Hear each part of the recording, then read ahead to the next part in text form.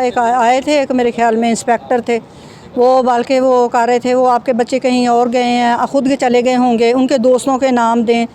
तो इस तरह के सवाल कर रहे थे जैसे हम झूठ बोल रहे हैं, हम कोई मतलब हमने खुद उनको निकाला है या हम कोई ड्रामा कर रहे हैं। तो कोई समझ नहीं आ रही। कोई पुलिस ये कह रही है क्या वो पिकनिक मनाने गए हैं खुद ही?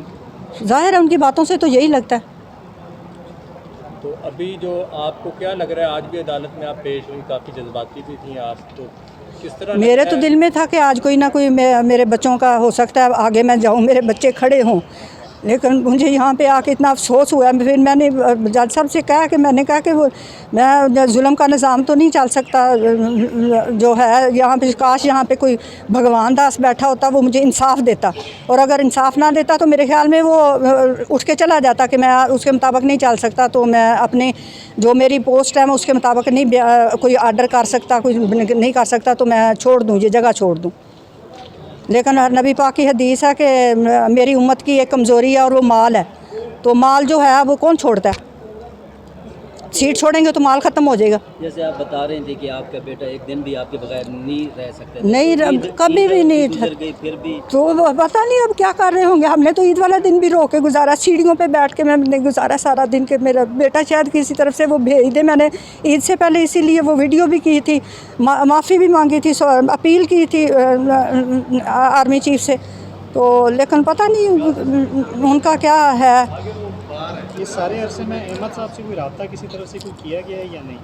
नहीं, अहमद से मेरा रब्ता नहीं होता। नहीं, किसी भी बंदे का आपके जो बाकी जो दो बेटे उनके हवाले से कोई रब्ता क्या नहीं, अहमद से कोई रब्ता नहीं करता ना। वो अहमद ने कह दिया कि जो कुछ मर्जी करो, मेरा कोई, मैंने बताया ना कि हमारा उससे कोई मतलब उसका ख़ास तौर पे ये मेरे दो बेटों से तो है ही नहीं ना कोई तल्लक। मेरा फ़ोन भी वो 4-5 महीने बाद उठाता है, बेशक मेरा डेटा निकाल के देख लें मोबाइल का। तो इस सारे ये जो सारा वाक़या हुआ, आपके बेटे जब लापता हुए उसके बाद आपकी बात हुई है अहमद साहब से या नहीं? नहीं, उसी दिन हुई थी जिस दिन वो इन्होंने दरवाज़ा आके खटकाया ना, दरवाज़ा खोलें, तो मैंने कहा कौन है? कहते हैं पुलिस है। तो मैंने कहा भी क्या मसला क्या हुआ, क्या कोई आपके पास कोई वारंट है या कोई? तो आप आखिर दरवाज़ा खोलें। फिर उन्होंने कहा कि मुझे वो शनाख्ती कार्ड दिखाएं, वो मैंने ला के दिया, ऊपर से दिया। उनके दिल में दरवाज़ा खोलेंगे, लेकिन वो नहीं, उन्होंने वो देख के तो उन्होंने कहा हम दरवाज़ा खोलें वरना हम ऊपर से आ जाएँ कूद के। मैं फिर ऊपर चली गई हूँ, हम वो ऊपर से कूद के आ गए हैं। बस 10-12 बंदे थे उस टाइम पे इन्होंने कॉल, 2 बंदे थे उस वक्त। मैंने अहमद से और मेरे ख्याल में वो हमें भी ले जाते, उनको पता चल गया था कि हमारी बात खुल गई है। जैसे ही इन्होंने दरवाज़ा बजाया, कुदरती बात है, हालांकि खुदा की तरफ से अच्छा था कि मैं मोबाइल लेके साथ गई, नहीं तो मैं नीचे मोबाइल लेके नहीं जाती अक्सर। तो उस दिन मैं उसी वक्त मैंने अहमद से कॉल मिलाई है। उसने भी शायद इसलिए उठा रही है 5-6 महीनों बाद कि रात के 1 बजे पता नहीं मेरी माँ क्यों फ़ोन कर रही है, तो उसने इसलिए उठा लिया। और उन्होंने उससे बताया कि बाद पुलिस है, वो पूरी कार्रवाई उसने सुनी है फ़ोन पे।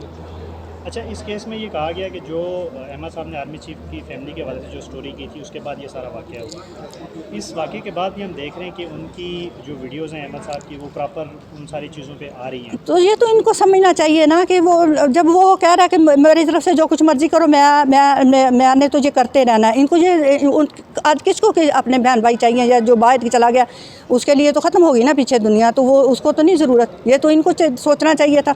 हाँ, उसके ख़िलाफ़ जाके वहाँ पे कार्रवाई करें, अमेरिका जाके कार्रवाई करें, कोई हत्या की इज़्ज़त का दावा करें। हम इन्हें मना करें तो फिर बताएं भी ये करें, अगर वो गलत कर रहा है तो ये करें।